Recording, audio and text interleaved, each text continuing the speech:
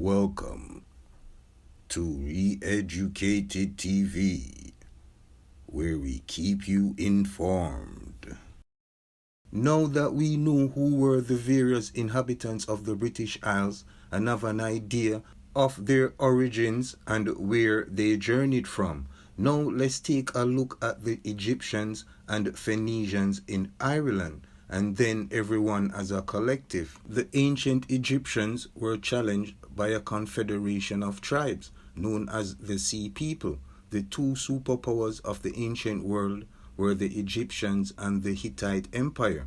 The Egyptians faced their Hittite enemy in Syria, another serious threat that came from the north from a coalition of Sea People. Egypt was faced with a coalition of nations that joined together with a single aim to destroy Egypt. The Milesians or Milesians became mercenaries and supported the ancient Egyptians. Not many people are aware that Coptic Egyptians settled Ireland long before St. Patrick and also settled in other parts of Europe.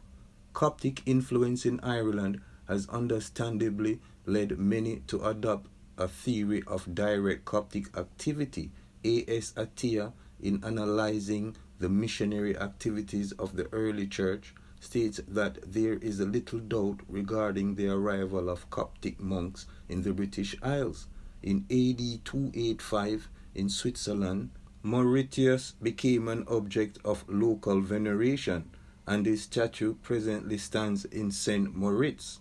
Three of his companions, Felix, Regular, and Exuperantius, were believed to have reached the Lake of Zurich, where they baptized converts until they were beheaded by the Roman officials. Other Coptic saints in Switzerland include Saint Warina of Goragas of Upper Egypt, venerated at Zurich at Arga, and Saint Buctor, who was Victor, whose relics were taken to Geneva in the 5th century. Further evidence for the presence of Egyptians in Switzerland has been noted in the atypical predominance granted within that country to Saint Anthony, the founder of Egyptian monasticism. See Robert K. Ritner, Jr., Egyptians in Ireland, A Question of Coptic Peregrination.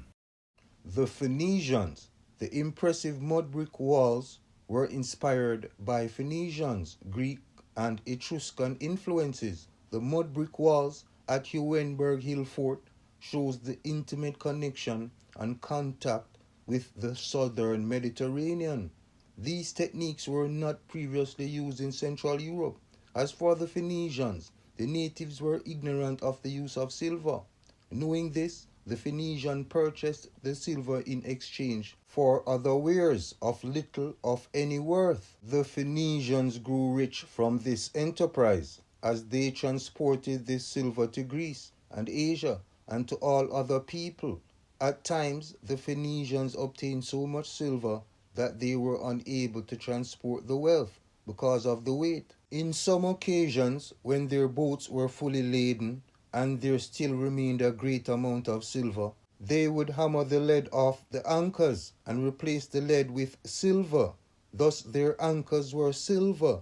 The silver performed the service of the lead. The Phoenicians prospered greatly over the course of many years. The trade of this precious commodity sent forth many colonies, some to Sicily and its neighboring islands, and others to Libya, Sardinia, and Iberia. But at a much later time, the Iberians came to know the peculiar quality possessed by silver, sunk notable mines. They then worked the most excellent mines for themselves. As a consequence, obtained a great amount of silver in abundance. They received great revenues. Not one of the mines have a recent beginning. All were opened up by the Carthaginians at the time when Iberia was among their possession. It was from these mines they got their enormous wealth and was able to hire obelisk mercenaries and winning many wars. See Diodorus Siculus. Now let's take a look at Balor, an African king of Ireland. In the Battle of Moytrigger, The king of the Tuatha De Dananns lost his arm and had to have it replaced with an artificial arm. While recovering from his injuries, Breas, son of Aethlon, ruled over Ireland. Breas stepped down after 7 years and allowed Nuadhat to resume the throne. Nuadhat of the Silver Arm reigned for a further 20 years. It was in this 20th year that the African Fomorians returned to Ireland, and Nuadhat was slain. This Tuatha De Danann king was slain during the battle in now County Sligo by the African Fomorian Balor of the Mighty Blows. Balor, the Fomorian king, ruled Ireland. His headquarters was located at Tory Island. Balor is the most famous figure in Irish oral tradition. The story of Balor represents an Irish oral tradition reflecting a possible clash between Neolithic and Bronze Age cultures in Ireland. We will continue with the Milesians or the Milesians. Adon and Heber were the two sons of Taid, sons of Agnaman, sons of Beagaman, sons of Heber Scott, son of Shu, son of Earshu, son of Gadelas.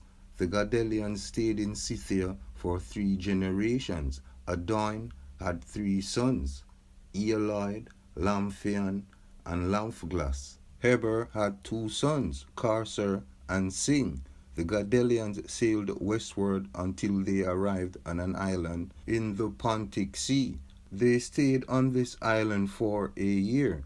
It was on this island that Heber, son of Taid, expired. The leaders of this expedition were Ealoid, Carcer, Sing, and Lamphian. After a year on this island, they passed into the land of the Goths. It was here that Lamphian had a son called Heber Glanphian. They remained on this island for 8 generations. Bratha, the son of Diagatha, the 8th descendant from Glanphian, was the principal commander of the Gadelians from Gothland into Iberia. He sailed from Gothland with Crete on his left and steered towards southwestern Europe. When they arrived in Spain, they fought the Iberians and after a short period of time fused with them, giving rise to the Iberians. Breogan, the son of Bratha, was born in Iberia shortly after the Gadelians had arrived there. This Breogan had 10 sons, Breogs, Fuad, Murathemne, Sulla, Coagne, Blath, Aeble, Nar, Ith, and Bile. Milesius, the son of Bile, the eponymous ancestor of the Irish Milesians, became the ruler of Spain. He conquered large areas of the Iberian Peninsula. He then launched an expedition against the Scythians. After campaigning against the Scythians, Milesius sailed down the Tanis River, across the Black Sea, and eventually landed in Egypt. The Irish Annals give an account of a war between the Egyptians and the Ethiopians at the time when Milesius arrived in Egypt. The Gadelian troops were used by the Egyptians as mercenaries during his stay in Egypt. The wife of Milesius expired in Scythia. The Pharaoh of Egypt then decided to give his daughter Scotta to Milesius for marriage. Scotta shared the same name as the wife of Neul, who lived many generations before her. Milesius had 2 sons by the Egyptian Scotta. They were Herberfian and Ahimhergin. The total length of their stay in Egypt was 7 years. Milesius led his followers back to Iberia and clashed with the Goths. The following ancient verse describes the route Milesius took, and it says, "The valiant Galam, who was called Milesius, and fought young princes of his royal blood, Arioch, Feodbrad, and the noble Dan, both born in Scythia, near the river Nile, in Egypt. Heberfian and Ahimhergin drew their first breath. The most courageous a hero who in flight surpassed them all. Culpa, a prince that well could wield a sword, the prince Aranan and Heraman, born in the tower of Brigantia in Iberia. The Leabbar Gabala mentions 3 battles fought by the Milesians in Iberia, a battle against the Tysiona, a battle against the Batra, and another against the Lombards. A son was born to Brath in Iberia. His name was Briogan. He founded a city in Iberia and named it Brigantia. He constructed a large fort and named it Briogan's Tower. In Iberia, his wife gave birth to a son called Bile, who in turn had a son called Mil. The first Gadelian to set foot in Ireland was Ith, son of Briogan. Ith set out from northern Iberia with his son Lughaid and sailed directly for Ireland. The Gadelians landed in the northern part of Ireland, which at that time was ruled by the 2 Tuatha De Danan's kings, Siarmada and Muarbual, the son of Dagher. They ruled Ireland from the province of Ulster at a place Muig Ith. The Gadelians were defeated and returned to their ships along with Ith.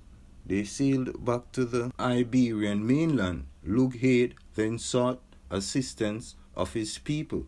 The Milesian fleet immediately set sail for Ireland. They landed on the northern coast of Leinster at Inverslange, now called Wexford. They defeated the Tuatha De Danans at Imber, Sean, in western Meath. They landed in this area and marched across the mountains called Sleab. While traveling through this region, they came upon a lady of the Tuatha De Danans, a lady called Eri or Iri, who attacked them. Was the bravest of princes and always was on the front of any engagement. He founded the Clanna Rug Rig, who held court at Eamhaim, a place in Ulster, which they held for 700 years. Heraman landed with his fleet at a place called Ibher, Kalp, now called Drogheda. The Tuatha De Danans were eventually defeated, with heavy casualties on both sides. Dan, Eriach, Fiabfrad, Arnan, and Kalp all died in the conflict. 3 days later, Heber and his followers arrived ashore. They were attacked by Eri or Iri, the wife of Mac Green, one of the Tuatha De Danann rulers. Another casualty was Scotta, the Egyptian wife of Milesius, who was slain in this battle. She was buried in a place called Sleab Mis, near Anag, in County Kerry.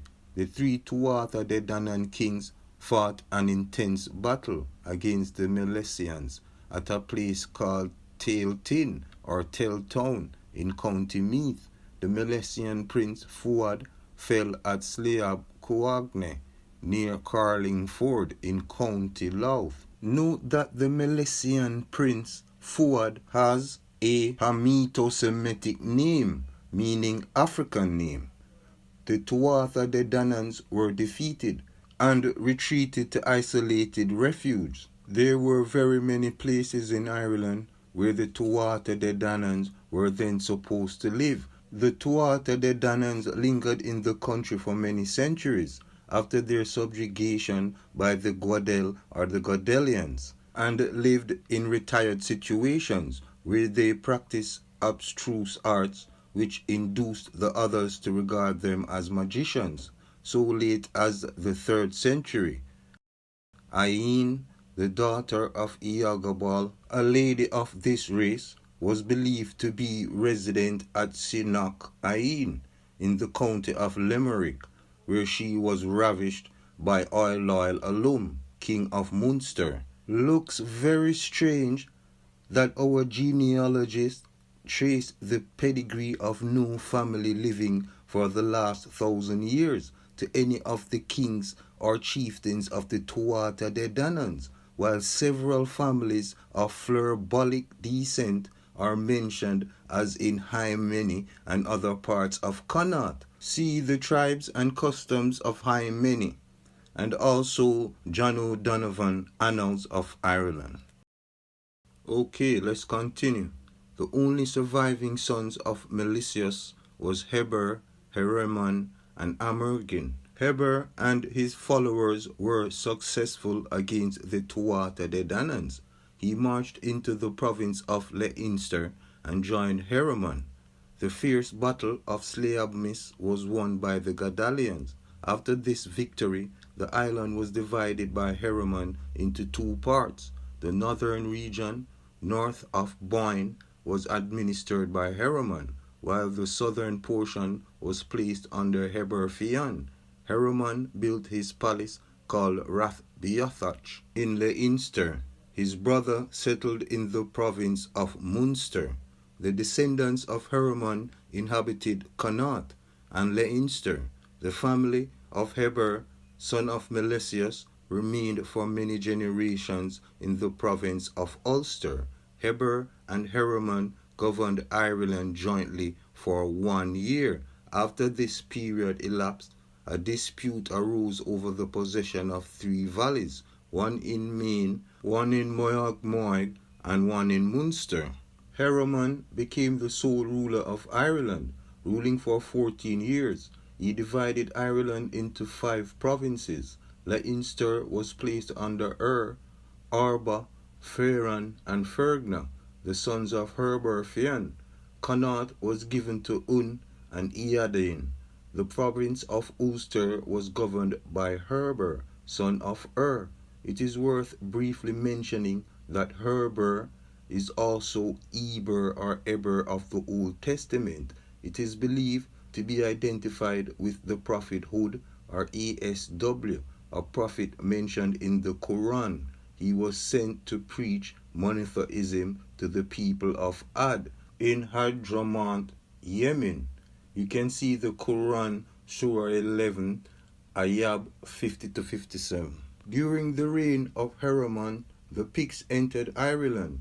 Keating maintains that the Milesians or Milesians allowed the Picts to settle in Ireland because he required assistance against the Tuatha Fiodga, who were the Britons at this point, who had invaded the island. Later the Picts attempted to take over Ireland themselves. When the Milesians became aware of this, they quickly drove the Picts out of Ireland. The defeated Picts sought refuge in Scotland, taking their Milesian wives with them. Heremon expired at Airgoid, Ross, which is Silverwood, in Rathbeothais, near Fior. During this reign, Heremon expelled the Brigantes, some Tuatha De Dananns, and the Picts. The Brigantes, that is, the descendants of Breogan, settled in northern England. When Heremon expired, his 3 sons, Muemhe, Luigne, and Leigne, reigned jointly for 3 years. Heremon's sons were slain by the sons of Heber Fian. They were called Orba, Ferran, and Fergna. They ruled for 1 year and were slain by Iriel, the son of Heremon. A year later, Iriel fought the battle of Ard in Math at Thieves, where Stern, son of Dub, son of Formore, was slain. Another battle was fought against the African Fomorians. A third battle was fought against Lugrat, the son of Mogphebis. Rudrig overthrew Creanthian, Crossgrach, of the line of Heremon. Rudrig was the son of Silthridge, son of Dub, son of Seorlam, son of Fian, of the line of son of Milesius. He was a descendant of Formore, of the royal line of He ruled Ireland for 11 years, and he was slain by Lughaid, son of Janadmar. He was slain by Congal Clearing-Neach, son of Rudrig. Next to take the throne was Duach Dalta Diaghad, of the royal line of Heber Fian. In 54 AD, Cairbre Kincaid took the throne. He was the son of Dubtheg, son of Rudrig, son of Lugre, son of Oriris, son of Eardilb, son of Ryanal, son of the king of Denmark. He was called Kerbre, Kincaid, because his ears were similar to the ears of a cat. He belonged to the fur-bolg race. Kerbre Kincaid was later overthrown by Elim, son of Conra, son of Rodrigue, son of Silthridge, son of Dub, son of Formore, of the royal line of Ur, whose mother was the Egyptian Scotta. It is clear from these genealogies that the Milesians and the Fomorians were closely related. The royal line of Ur, descendants of Dub, son of Formore, became an important part of the Milesians clan. The Ur line produced the bravest of warriors and represent the descendants of Egyptian Scotta. The Annals of Ireland are quite clear and precise in locating the original homelands of the various ancient tribal groups that settled in ancient Ireland. The first settlers are associated with Meroe and the matriarch Césaire. It would be reasonable to presume that these migrations happened during the Neolithic era. The Fomorians or Formore Afrique or Africans were the masters of the sea. They were the aboriginal population of Ireland and fought each of the incoming tribes. They possessed numerous ships and traveled back and forth to Africa. The Partholonians, Numidians, and the Furbolgs were dominated by the powerful Fomorians. The Partholonians passed from Greece to Sicily and then Iberia before settling in Ireland. The Numidians also sailed through the Mediterranean and landed in Armagh, northeastern Ireland. The cold-hearted Tuatha De Dananns came directly from the land of the Philistines, giving them a Middle Eastern origin. Lastly, the Egypto-Gales under Gadellus bring the Milesians from Scythia to Egypt. They were chased out of Crete by the ancient Egyptians and forced to migrate to Iberia. Eventually, they passed from Iberia to Ireland. Heberfian and Imhergin were born on the Nile, while Aranan and Heraman were born in the Iberian towers of Brigantia. From these ancient poems and annals, it would be reasonable to presume the Gales migrated from Egypt and Crete before settling in Iberia, where they introduced towers called Briga. These ancient written sources inform us that the people who introduced the toponym Briga migrated from Scythia to Egypt, were driven from Crete, and eventually landed in Iberia, where they created the settlement Brigantia. That's it for today. Thanks for watching. See you soon. Take care.